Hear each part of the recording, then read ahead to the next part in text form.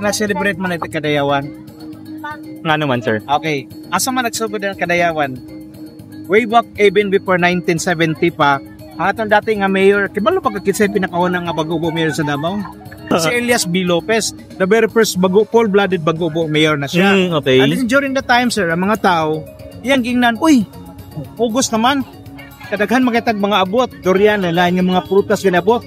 So nag-celebrate sila og kuan kana gini to ritual gani. So mura og kuan sir kana gini sa mga deity nila ginatawag og manama, kana ila bathala, ano na pag-celebrate. Pasalamat ana. Every August na nila ginahimo ana.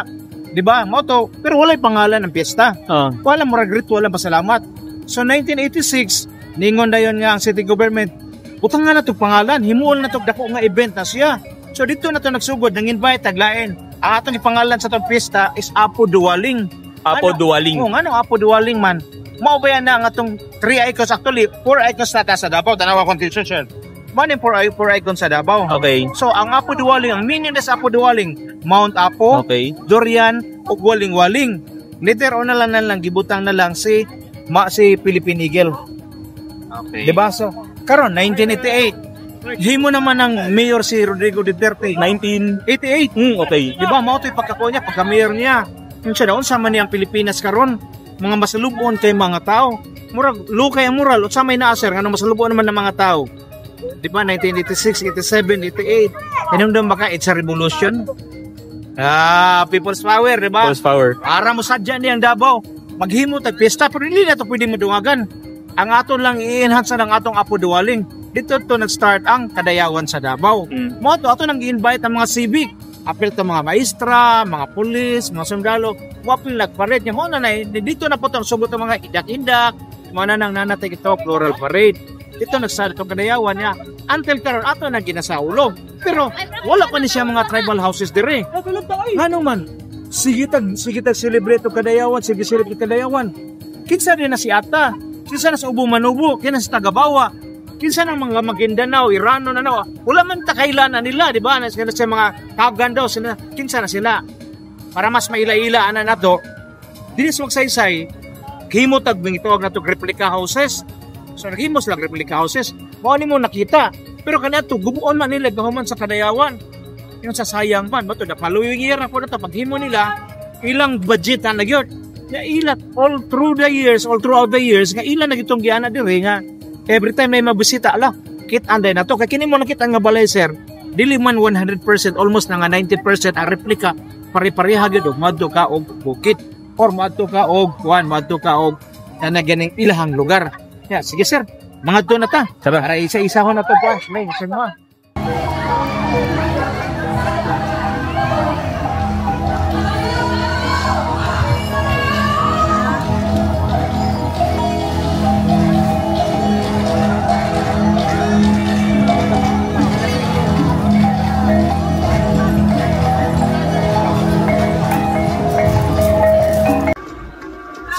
Maning grupo nga tagabawa sir, kung makita nimo sila gyud pinakamaayo pag mga dataw di ba namtay mga handicrafts, mga wood craft.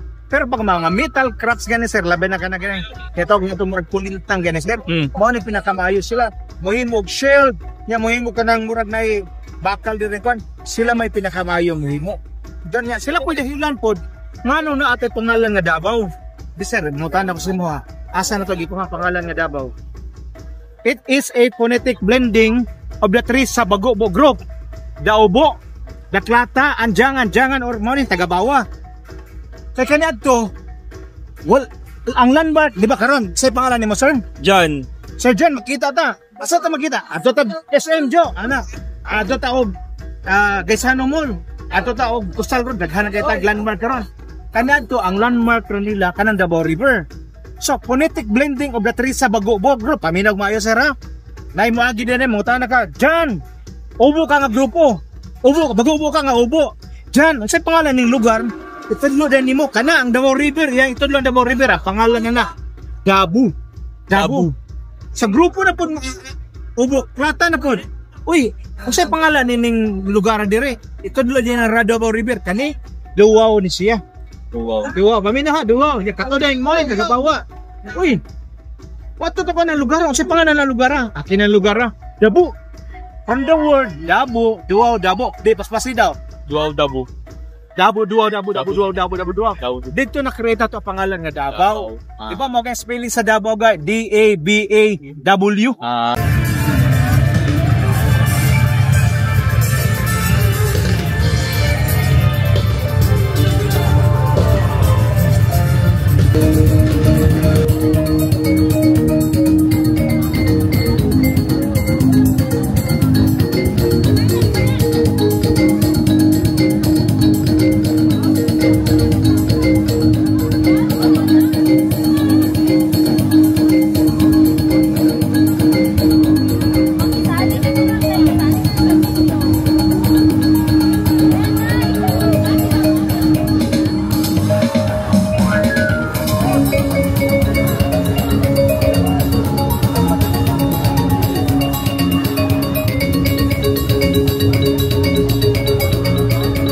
Kadayawan, may hapon ganin yung tanan. Sudindot kayo ang ato ang takbayan. Makita ninyo kung unsa ka-lahi-lahi o ka-diverse ang kultura natong mga Dabawinyo. Pero kinindere, maoning ginatawag nato nayutang kabilin atong mga 11 ka-ethnic tribes diri sa Davao. Unong kana Muslim unya 5 ethnic tribes. So karon mga mid-1900s na ay migration na nahitabo itang mga Bisaya, na mga Ilocano, na mga Ilonggo. Nagkasagol-sagol na mga Kapampangan, Batanggenyo. So kining Davao, itong mga nauna dire, itong mga nanag-iya sa yutang kabilin, gi-welcome ta. Unya, they learn to coexist and live peacefully with us. So, gikan kani adto hantod karon maulang gihapon, adto silang palakpakan sa ilang malinawon nga pagdawat sa tuwa. So, mao karon nagkasinabot ta og dugay nato na himo nga mamantinar nato ang pagkamalinawon o pagkalambuon sa atong lugar. Unya hantod karong adlaw ni agyapon ta bisan pa man daghan giatubang na mga kalisod ni dagma ta pero kitang mga Dabawinyo pag kitay madagma ubangon kay bawta nga mas kuskan patanga mo abante gikan sa atong pagkadagma. Mao nang kusog nato mga Dabawinyo kay kita kuskan ta perme kay nagatinabangay ta o perme ta nagkahiusa. Mao na itiman-an ninyo. Mao nang ato ang syudad karon. Adto ra gyapon mga tao nagagasod na atay mga bagong bisita na gusto mo apel sa tuwa. Ang mga bagong tubo. Pero timana nato nga responsibilidad po nato matag lumulupyo aning sudara ni nga mo edukar pod nila apil sa atong responsibilidad na magpahibaw nga kita buo gihapon kay kita nagkasinabot unya ang una natong gusto sa atong mga kinabuhi bago ang tanan kaya ato ang pagkamalinawon ng mga lumulupyo diri sa atong syudad. Tuman lang ta sa balaod kay kinanglan kita ilahi-lahi ng mga tao bisag asa tagikan. Importante nga natay balaod. Responsibilidad nato nga disiplinahon nato atong mga kaugalingon. Unsa man na kung pagmugawas mo sa inyong mga panimalay, naa mo sa publiko, be mindful and aware of your surroundings. Bot pasabot, dili lang ikaw ang tao nga naa diha. Tanan tagadali, tanan tagaduot, gaguot na tungod kingano malambuon na tong lugar na ay sweldo, na ay employment, na ay trabaho ang mga bata kaskwela. Timana nato nga dili ta magsinikuhay ang pamaagi padulong sa direksyon sa kalambuan kay tinabangay. Mao ginapirmi ninyong isod sa inyong una-una.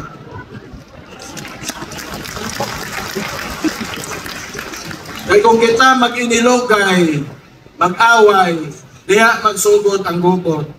Naata diri kalahilaki, walay diskriminasyon diri sa Davao.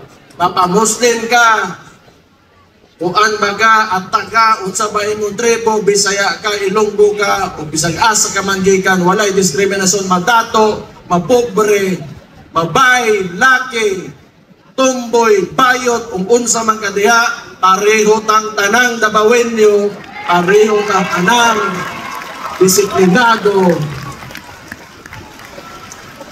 Kung kita ang tanan, timan-an nato, kung unsa man na atong relihiyon, doon na tayo Ginoo, kung ang tinudloan sa relihiyon, kaayuhan ragyod na, o paggugma sa isip katao. Mo nang napat nastong kasing-kasing, o sa itong huna, sa makanunayon.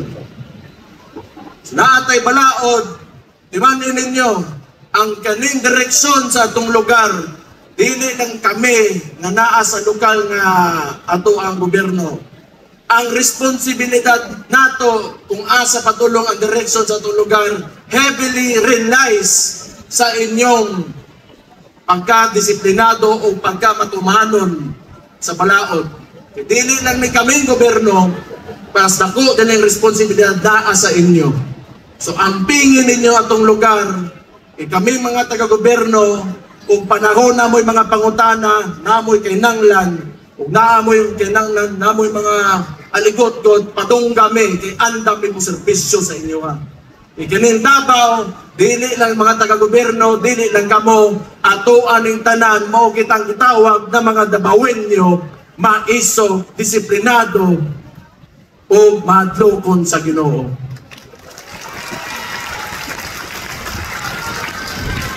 Magpasalamat ko sa mga nangani sa itong pag-abli sa Kadayawan. Unta, malipayon mo. Kunya ayaw ninyo kalimte na natay usa ka kultura dire. Natay ginatawag na culture of security. Kita magbinantaya ita.